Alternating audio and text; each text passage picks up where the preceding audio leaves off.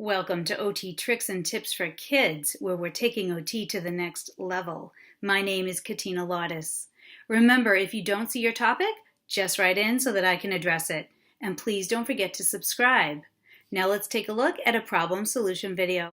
One of our viewers wrote in asking what to do if a child is pressing too heavily on their pencil while they're writing. So there are a couple of good strategies for this. One is to provide the child with a mechanical pencil. This way they can work on modulating their force because the pencil tip will break if they're pressing too hard. So they can get some really good practice with force and pressure by using the mechanical pencil as they're training their hand to press less forcefully.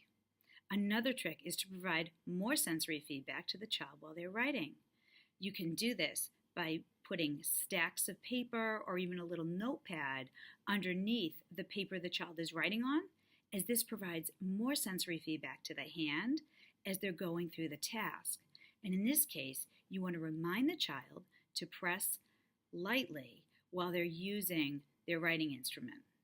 Another strategy is to have the child increase sensory feedback to the hand before they start the writing task.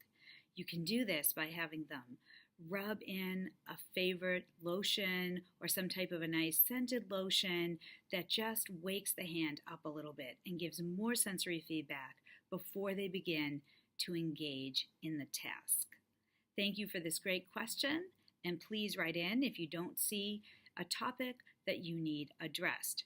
Remember, go to otkidsmath.com for more information about free OT tips and tricks. And please don't forget to subscribe. Thank you.